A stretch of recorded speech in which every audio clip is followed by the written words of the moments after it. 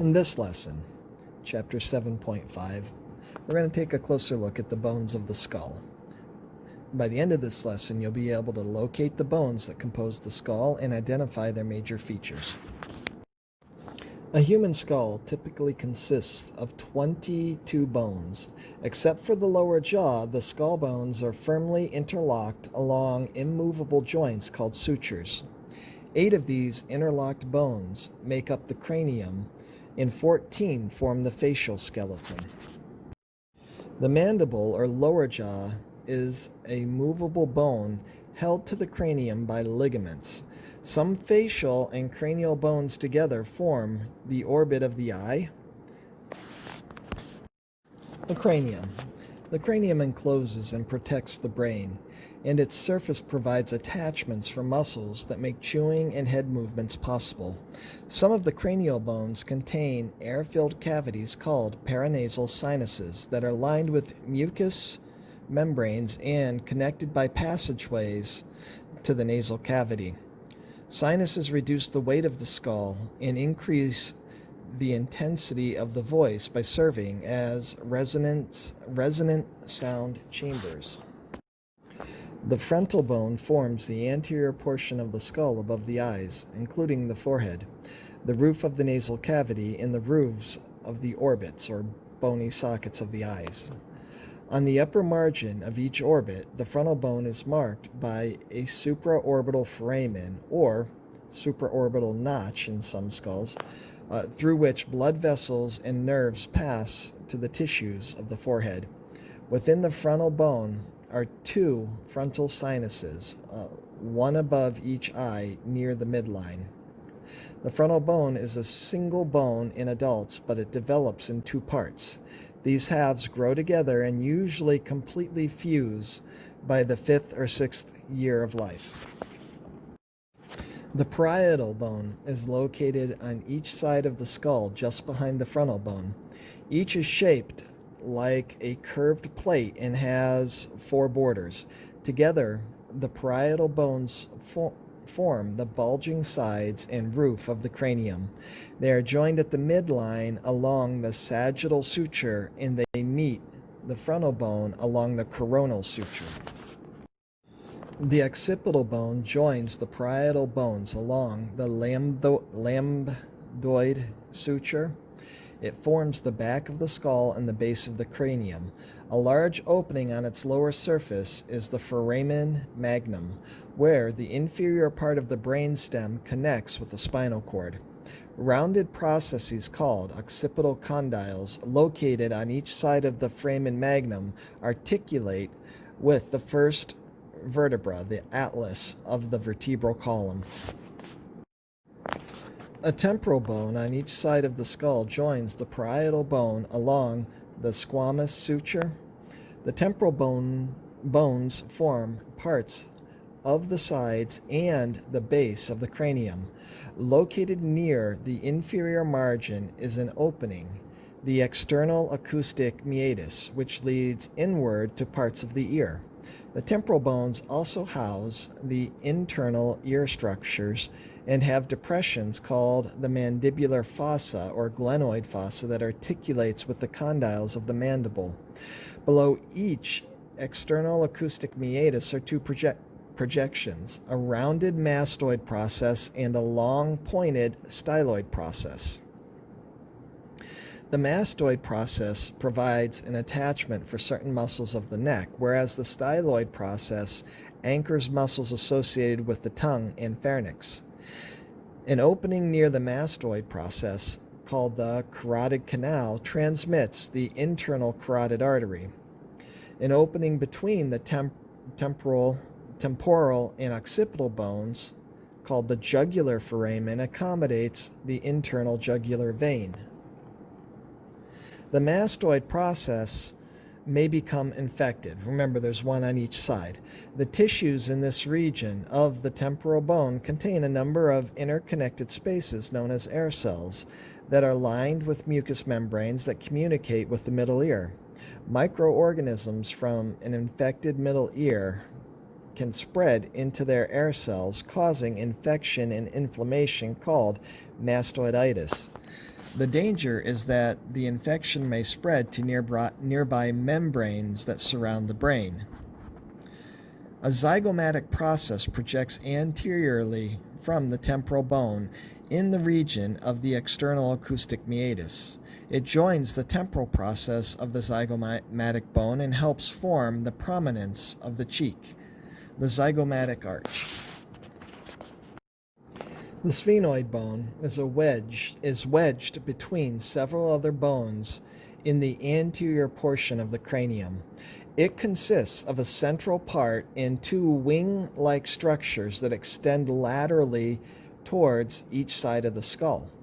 This bone helps form the base of the cranium, the sides of the skull, and the floors and sides of the orbits.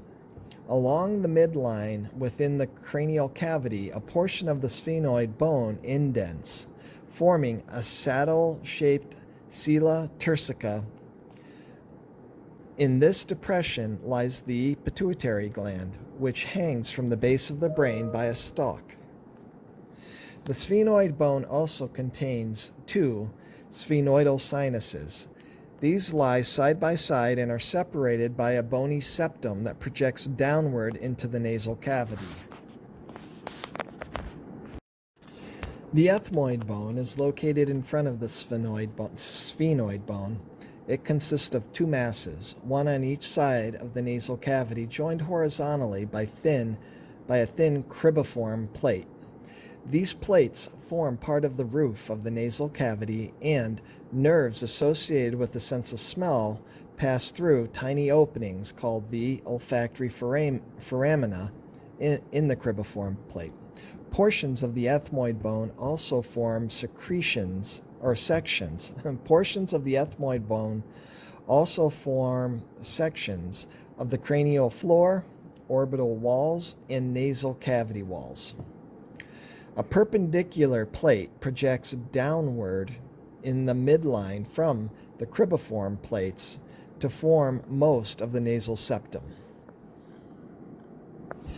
Delicate scroll-shaped plates called the superior nasal concha and middle nasal concha project inward from the lateral portions of the ethmoid bone toward the perpendicular plate.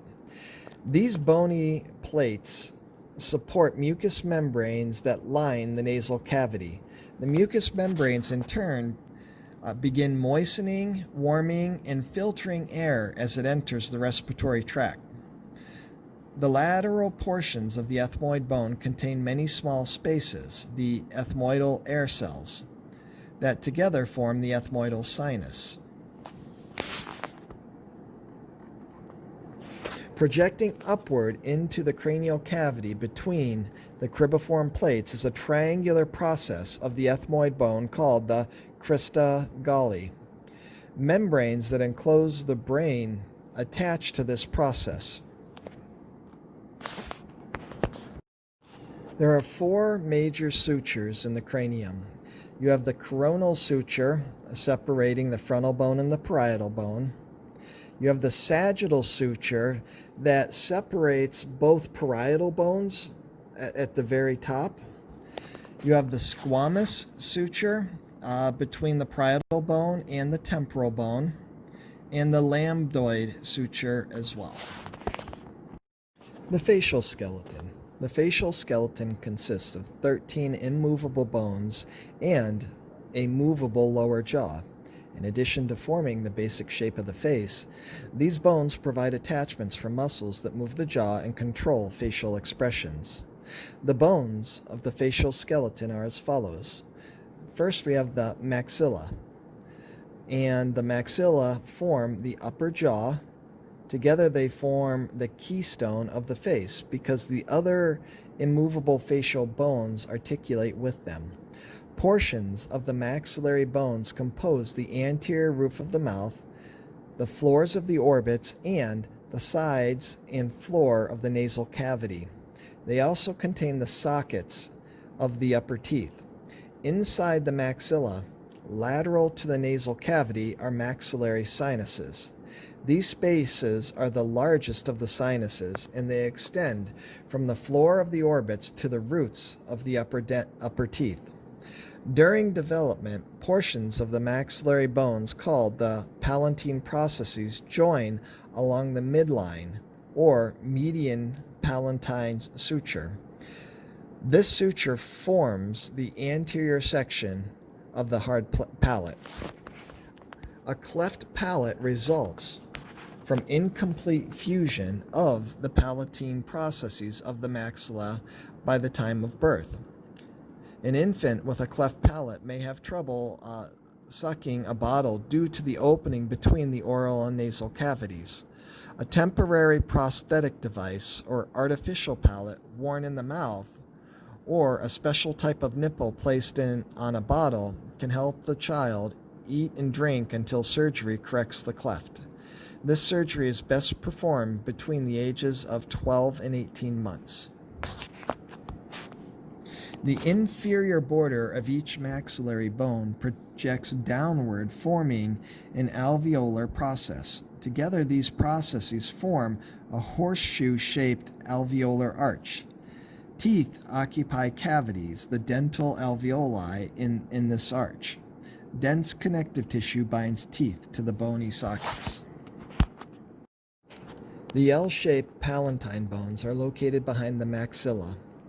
The horizontal portion of these bones form the posterior section of the hard palate and the floor of the nasal cavity. The perpendicular portions of the bone help form parts of the lateral walls of the nasal cavity.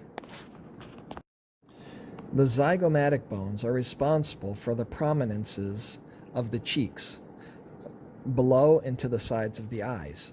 These bones also help form the lateral walls and floors of the orbits. Each bone has a temporal process, which extends posteriorly, joining the zygomatic process of a temporal bone. A lacrimal bone is a thin, scale-like structure located in the medial wall of each orbit between the ethmoid bone and maxilla.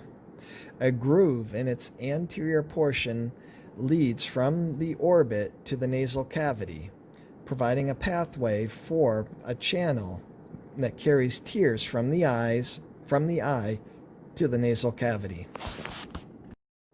The nasal bones are long, thin, and nearly rectangular. They lie side by side and are fused at the midline, where they form the bridge of the nose. These bones are attachments for the cartilaginous tissues that form the shape of the nose. The thin, flat vomer is located along the midline within the nasal cavity. Posteriorly, the vomer joins the perpendicular plate of the ethmoid bone, and together the two bones form the nasal septum. The inferior nasal concha are fragile scroll-shaped bones attached to the lateral walls of the nasal cavity. They are the largest of the concha and are below the superior and middle nasal concha of the ethmoid bone. Like the ethmoidal conchae, the inferior nasal conchae support mucous membranes in the nasal cavity. The mandible is also called the lower jawbone. It has a horizontal horseshoe-shaped body with a vertical flat ramus projecting upward at each end. The rami are divided into a posterior mandibular condyle and an anterior coronoid process. The mandibular condyles articulate with the mandibular fossa of the temporal bones, whereas the coronoid processes provide attachments for muscles used in chewing. Other large chewing muscles are inserted on the lateral surfaces of the rami. On the superior border of the mandible, the alveolar processes contain the hollow sockets or dental alveoli that bear the lower teeth. On the medial side of the mandible, near the center of each ramus, is a mandibular foramen. This opening admits blood vessels and a nerve which supply the roots of the lower teeth.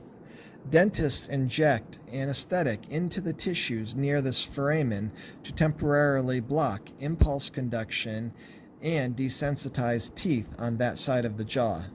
Branches of the blood vessels and the nerve emerge from the mandible through the mental foramen, which opens on the outside near the point of the jaw.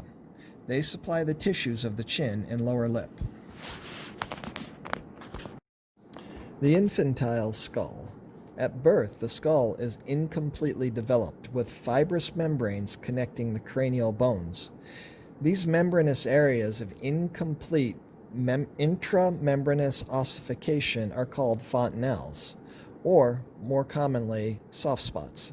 They permit some movement between the bones so that the developing skull is partially compressible and can slightly change shape. This action, called molding, eases passage of an infant's skull through the birth canal.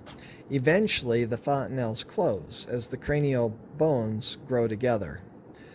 The posterior fontanelle usually closes about 2 months after birth. The sphenoidal fontanelle closes about 3 months. The mastoid fontanelle closes near the end of the first year, and the anterior fontanelle may not close until the middle or end of the second year. Other characteristics of an infantile skull include a small face with a prominent forehead and large orbits. The jaw and nasal cavity are small, the sinuses are incompletely formed, and the frontal bone is in 2 parts. The skull bones are thin, but they are also somewhat flexible, and thus are less easily fractured than adult bones.